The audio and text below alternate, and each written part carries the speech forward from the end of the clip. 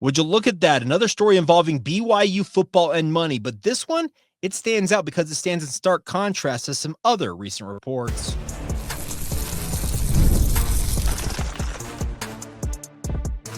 You are Locked On Cougars, your daily podcast on the BYU Cougars, part of the Locked On Podcast Network, your team every day.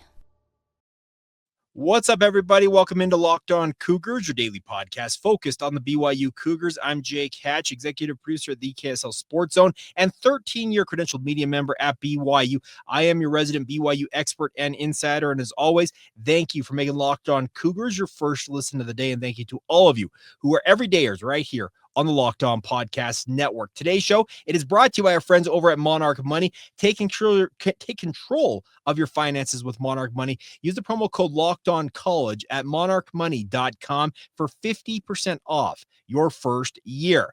All right, coming up on today's show, we're talking BYU football. Kalani Sitake and his salary, according to one report, might be a little bit of a bargain. Then we're going to talk about the NBA Combine and Jagger Deon, the hope that he goes out there and shines in Chicago this week. And we'll finish up today's show with ROI and NIL and what's the return on investment for it. All right, so let's dive right in on today's show. If you guys did not see it yesterday, some of you probably didn't because it's behind a paywall.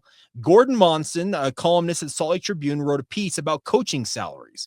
Now, the premise of his piece is talking about how the average Joe and Jenny out there, which many of us, yours and truly included, look at coaching salaries and say, man, that's an insane amount of money because we're talking the millions of dollars.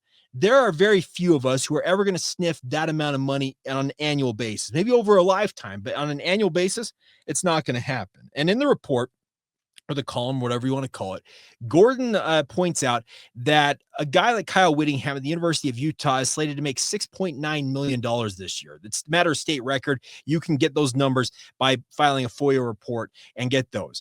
Bronco Mendenhall at Utah State is reportedly, or not reportedly, the number is $2 million. That's what enticed him to come back to the Beehive State to coach the Utah State Aggies. Where does that leave Kalani Sitake? Well, according to Gordon Monson, BYU is getting an absolute steal in the fact that they're paying Kalani Sitake, yet again, according to Gordon, $3 million.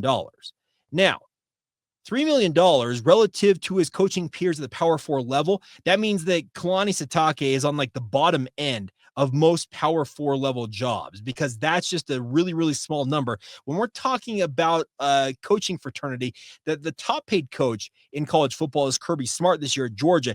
He's worth $13.2 million this coming season. Former BYU head coach Steve Sarkisian is reportedly north of $10 million at the University of Texas. And the bigger point to be made here is if Kalani Sitake is indeed making $3 million, and I will also insert here, myself, I don't believe for a second that Kalani Sitake is making $3 million. I believe he's making more than that, but I don't have a number. I cannot report that with any certainty because BYU as an institution does not reveal their coaching salaries. They're a private institution. They're not required to divulge those, nor do they. The bigger point I want to make here is that Kalani Sitake, for any of you who have ever had an opportunity to associate with BYU's head coach, he is a guy who is as humble as they come.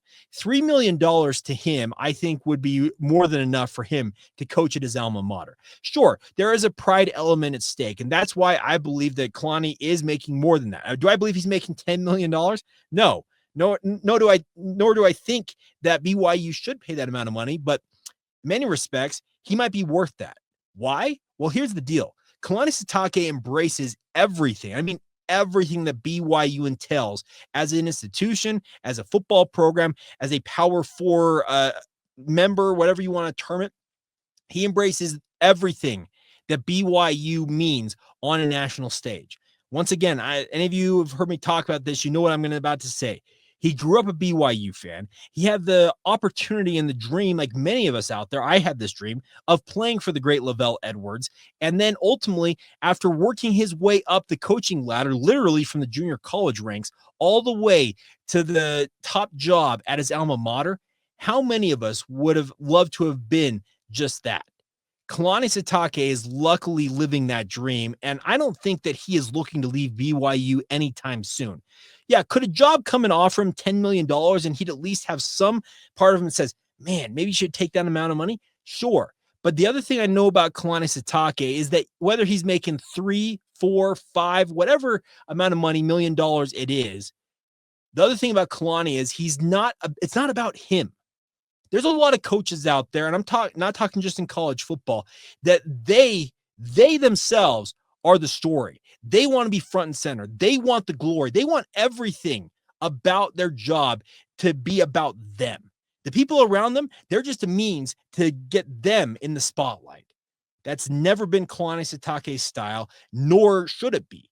He understands that everything that he does, whether it is maybe passing up on a little bit of salary that gets redistributed around his staff, maybe having a little more NIL to spread around to his players, he understands that if you go about enriching the lives of the people around you, it in turn enriches the entire football program. And the byproduct of it is people who are happy, who put their heart and soul into the venture, this being BYU football, and the results speak for themselves. Yes, BYU had a very rough introduction to the Big 12 a couple of seasons ago, going 5-7. Last year, they bounced back with an absolutely incredible 11-2 campaign. The thing about it is Kalani knows that the people around him are most important. He grew up in very, very humble circumstances, and making millions of dollars a year as a head coach now, he has not lost sight of his origin story. And I love that about Kalani. I've had conversations with this guy, and I can tell you, any of you who have ever had a conversation with him know how humble he is and how grateful he is to be the head coach of BYU.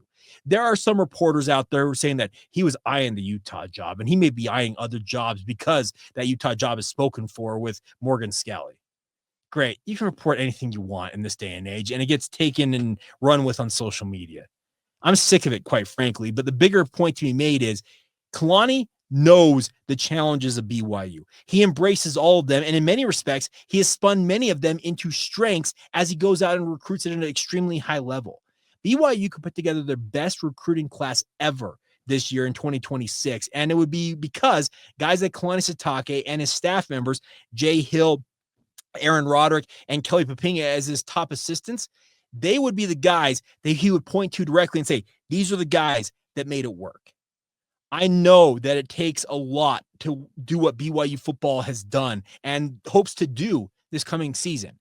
And yes, the money part of it, it's all relative. But the bigger point to be made here is Kalani Sitake is BYU football, and BYU football in turn is what Kalani Sitake has made it to be. I love the fact that he embraces the honor code. He embraces the academic requirements the university has. He embraces the fact that it's a faith-based institution, and he ingrains that faith-based element into his program. He's got players of multiple faith backgrounds in his program, and every one of them will speak, I think, to a man and say they are as comfortable in Provo, Utah at an LDS institution than they would be anywhere else. It's embraced. It is encouraged. Everything about BYU football is about making sure that it's an enriching experience. And I think that enrichment, it stems right from the head job. And frankly, if BYU wanted to pay Kalani Sitake $10 million, I would say it wouldn't be enough because he is a guy that does everything that BYU asks and then some. Will the results ultimately follow? I sure hope so. I'd love to see him put together another 10-win season. I'd love to see him go undefeated this year and make a run at a national title.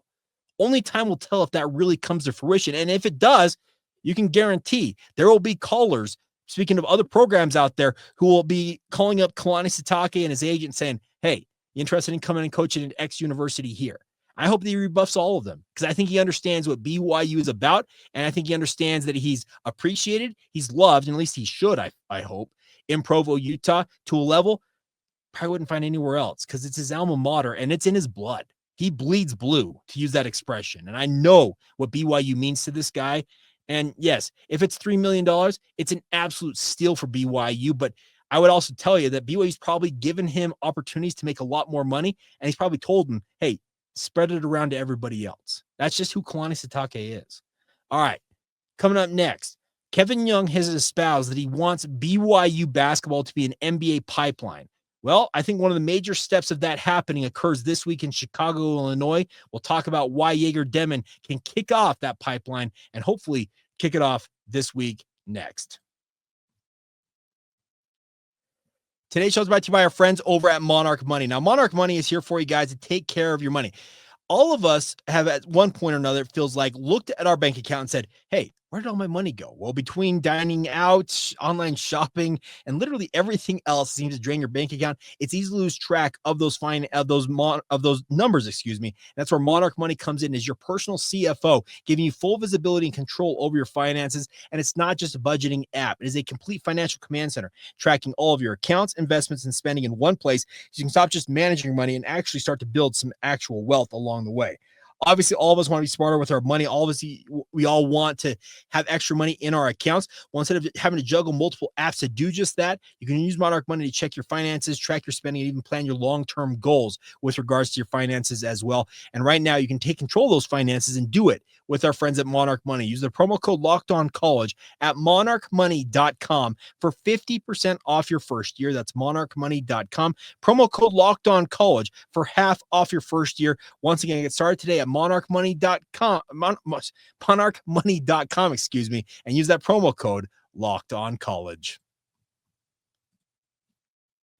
Thank you once again for making Locked On Cougars your first listen of the day. Hope you all are doing well on this Monday. Another request for you guys, if you have not done so already, please subscribe, rate, review, like the show, share with your family and friends. Do everything you can to help us continue to build this audience. We've had a fantastic 2025 to this point, and the hopes are we take it to another level, and this is a great time to do just that. So once again, thank you, and as always, for all y'all's support. All right. This week in Chicago, Illinois is the NBA Combine, and Jagger Deon, the former BYU guard, is in attendance at the Combine.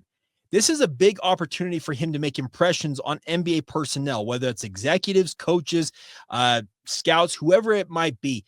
He's got to go out there and show that all of his work, he's been working in LA since leaving BYU after announcing he was entering the NBA draft, to show that his shooting stroke, it's not broken. He can make shots at a consistent basis, but more importantly, he's got to go out and show that his skills, speaking of being a 6'9" guard with absolutely incredible court vision and the ability to set his teammates up with passes, all of that's got to check out here. And the bigger point in all of this is, I know that guys like Kevin Young will be watching on with a keen eye, hoping that he goes out there and absolutely aces this job interview, because that's what it is.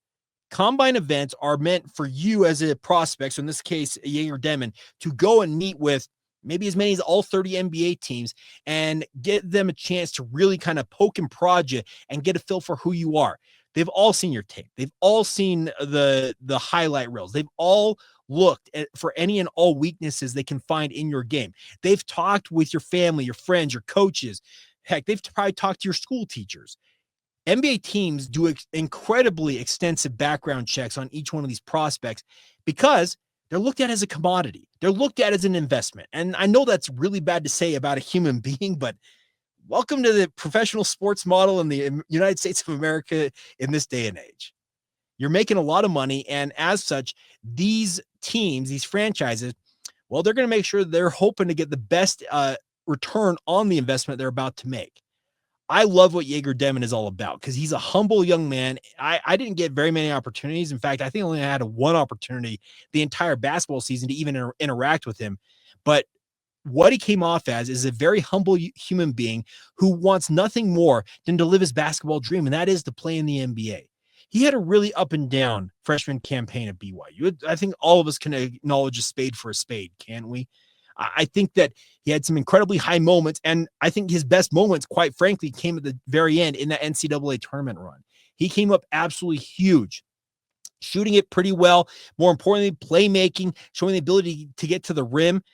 Everything he showed in the NCAA tournament run, I think, is what he needs to go out and show and then maybe improve upon it this week at the NBA Combine, because he is the first in what Kevin Young hopes is a long line of BYU players who end up at the NBA level. Next year, BYU is going to have A.J. DeBonsa in the mix as well as Richie Saunders. Those are two bona fide NBA draft prospects. In the case of a guy like A.J. DeBonsa, it doesn't take a rocket scientist to know that he's going to be the number one pick, presumably, in next year's NBA draft. So that's a given that BYU is going to have him in the NBA draft next year. But the bigger point is that Kevin Young wants to create opportunities for teams in the NBA to say, hey, BYU's got a really good thing going. We need to make sure we check out their roster and see if there's a guy or two on that roster who may be getting overlooked that we can pick off. Good programs will do that. They will find opportunities for their guys and get them on the path to professional basketball, or in this case, professional basketball. It could be for professional football if we're talking about college football. They want programs who have track records of producing high-level talent, and the other side of it is that talent's got to go and produce at the NBA level. Jagger Deon, I would expect that if he gets drafted, let's say he's in the back half of the lottery, so we're talking picks 8 through 15, give or take, he's going to go to a team that's looking to make a push from lottery team to NBA playoff team. That's the type of team he joins. And I think what he's going to have to prove is that he can hold his own early on in his NBA career. And what is that going to entail? Well, yes, he's got to be able to continue to pass it at a high level. I don't think that's going to be a problem for him. But he's got to be able to defend, and he's got to be able to shoot. Those are the two things I think NBA teams more than anything else this week want to see from that young man. He worked on his body throughout that year he spent in Provo, or not even a full year, but he worked really diligently on transforming his body. He's still pretty skinny. And obviously he will continue to work on adding muscle and transforming himself into a legit 6'9". I would hope at some point, like 220-pound point guard. But the thing is, everything that he has within him has got to show this week. And if it does, that's going to kick off what Kevin Young promised to be an NBA pipeline. And I hope he's right about that. I'd love nothing more than annually to see a guy or two come through the BYU ranks and find themselves in the NBA. We see that with these top shelf programs in college basketball, the Kansases, the Dukes, the North Carolinas. They do this on an annual basis. Can BYU become that? That's the big thing about what we're going to be tracking here in the next year, 2 or 3 for Kevin Young is, can he start to put guys in the league? And I think a guy like Richie Saunders, his transformation this past year, it had to be tough for him, I think, to pass on the NBA this year because, once again, Richie's an older prospect. He served a mission for the Church of Jesus Christ of Latter-day Saints. So when he finally goes into the draft pool next year, is he 25 years old? There's guys in that draft pool who are going to be 19. That's what Jagger Deon is, a full 6 years younger than him. And that will push him down the draft board to the second round. And yes, I know that Richie's probably making up for it this year in spades with regards to NIL money versus what he could have made as a potential second round pick.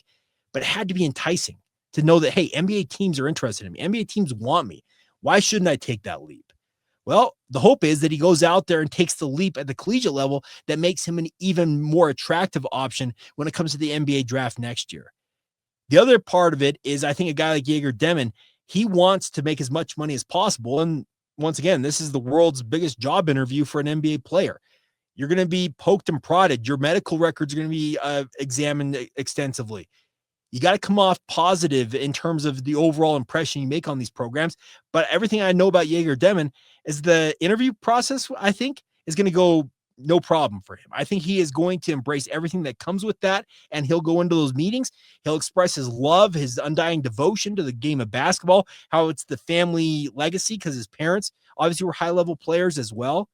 This is a kid who eats, breathes, and sleeps basketball, and I hope that translates through. And then he obviously, in turn, goes out on NBA courts, whether it's at the Combine this week or coming up this fall, wherever he ends up in the NBA draft. I'd love for him to be playing in Utah. That's just a personal opinion on the matter. And the other thing about this, fingers crossed the Utah Jazz get the number 1 pick tonight. That's just the Jazz fan in me that's hoping that everything we went through this past season pays off. But the premise is that a guy like Jagger Deon this week could be a huge steps towards establishing what Kevin Young has promised BYU fans, and that is to be an NBA pipeline. Speaking of BYU basketball, I'm looking forward to it. And obviously, we'll be bringing you updates on what we hear about Jagger Deon. It's a week long. It actually kicked off technically yesterday. Speaking of May 11th, it goes all the way through this weekend. We're going to talk. It's going to have on-court workouts, 3, 4, and 5 man, 3 versus 3, 4 versus 4, 5 versus 5 type stuff. You go through combine different things, passing, running, strength, all that stuff, and then obviously the meetings with the players and coaches. I've had people tell me that combine events, it's more about how you come off in those meetings with those players, coaches, and executives than almost anything else that you can do on the court. Because once again, they have broken down your film relentlessly, and it's more about, okay, we've seen what you are on the court. What are you off the court? Why do we like you? And so I'm very curious to see how Jagger Deon handles it, but everything that I have observed / heard about him leads me to believe that he's going to make a positive impression and hopefully once again take another step towards building that NBA pipeline right there to the Marriott Center in Provo, Utah. All right, coming up next. Had a great question submitted by one of our Locked On Cougars Insider group, and I've been pondering it all weekend long. And it's regarding NIL, and it's also regarding what they call ROI, return on investment. Is it worth it? That's the big question mark. We'll try and answer that next if you roll on right here on Locked On Cougars.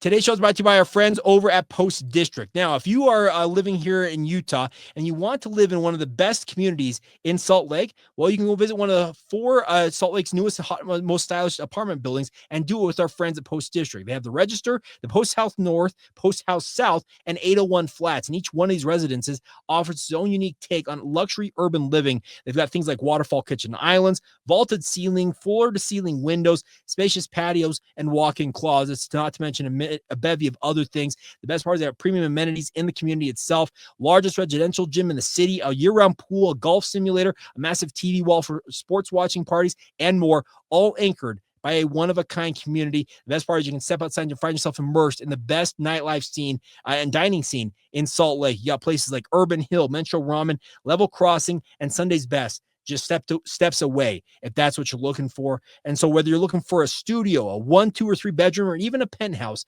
our friends at the district have your perfect home, and they have it for you guys today. Visit liveatpost.com or call 801-590-6247. Mention this ad and Locked On Cougars for an exclusive incentive when you give them a call. But once again, visit them today at liveatpost.com or call them 801-590-6247.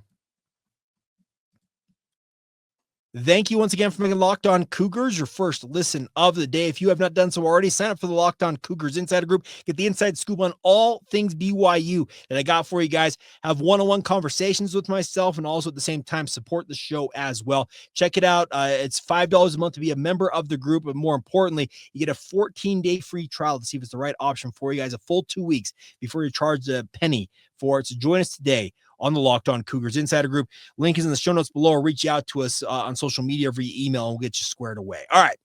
Brings us to the question today from one of our insiders groups. That comes from Christopher, and he asked this: what does BYU believe the financial ROI on NIL to be? For example, if BYU goes to the finals in basketball, what is the anticipated revenue boosted for BYU? If there is $30 million in total NIL across football and basketball, is that return in increased revenues? I assume ROI for big donors is more the satisfaction for helping programs unless they have their own marketing using the NIL of players. In essence, does BYU revenue equal or exceed NIL donations? I would think someone has created a pro forma calculation for this for some university. It says it's a proposed topic for your show. All right, Christopher, I don't have what you mentioned as a pro forma calculation, which obviously probably exists out there, and I'll probably find it at some point as I continue to look for it. But I can tell you this, what I know about BYU and NIL, and especially when it comes to ROI. College sports is a money pit. Wow, that's breaking news. No, here's the deal. NIL obviously is high-level boosters who have got a lot of money and a lot of money to spend on what are fairly frivolous things. Yours truly, I'm probably not going to be contributing to a high-level NIL anytime soon. The biggest NIL contribution that I have made the past 3 years on this podcast is having Clark Barrington and Connor Pay on my show and paying them a little extra cheddar in NIL to be on this podcast. That is the most I have been able to do when it comes to NIL. I am the smallest of the small fish.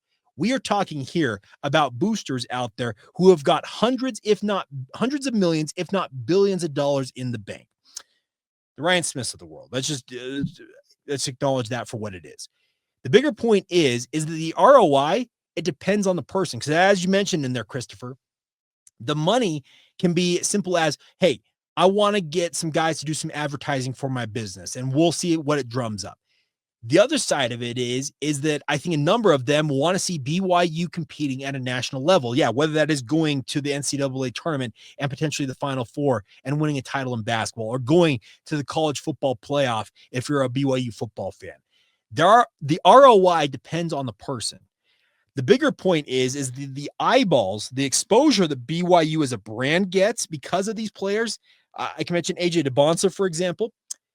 I have been told that AJ DeBonsa could be worth $100 million in exposure for BYU this year because of the eyeballs he will draw, being the type of athlete, the type of caliber of player that he is.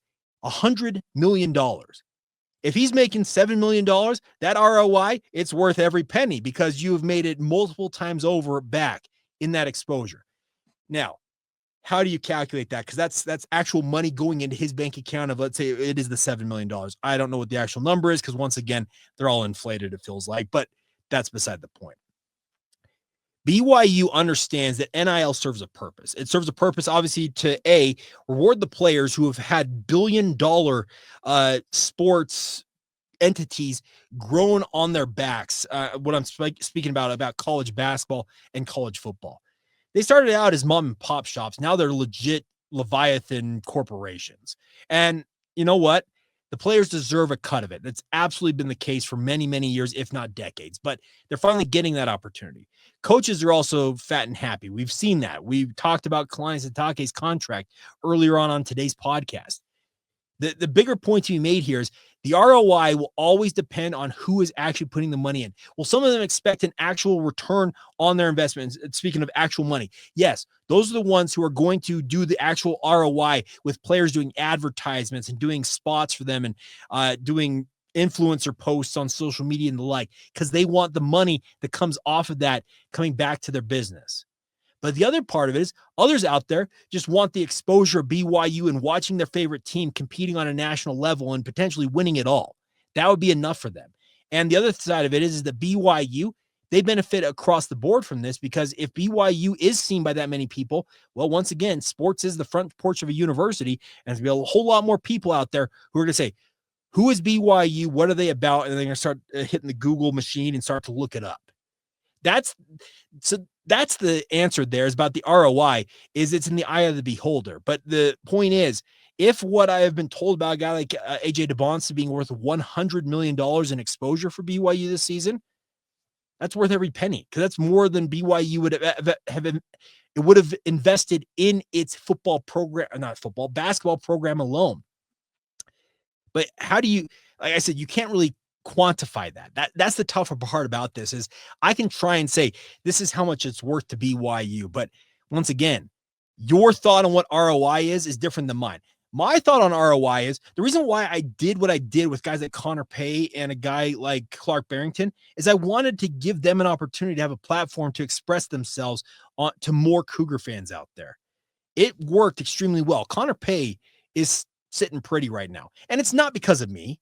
But the thing is, it opened the door for him to go and create his own podcast. It opened the door for him to do all these speaking engagements. He's doing all kinds of devotionals and different things right now than I think he could have ever dreamed about. And my hope is, as the host of this podcast, who had him on for 2 seasons to talk BYU football, my ROI is the fact that I'm watching Connor fly high right now. I hope he latches on in the NFL. I hope that his rookie mini camp invite with the Las Vegas Raiders develops into an undrafted free agent deal in the NFL. I hope he lives every dream he hopes to live as a football player. And the only thing that I hoped for after doing this podcast and paying him, like I said, a relatively insignificant amount of money compared to what he could make in the real world, was to give him an opportunity to kind of get his name and his face out there to the world, and it worked out. So for me, that's what ROI is for me. Would my ROI be different if I were looking to really take this podcast to the next level? Maybe so, but the simple fact of the matter is nobody can really, I think, tell you what the return on that investment is ultimately going to be because it's different for everybody else.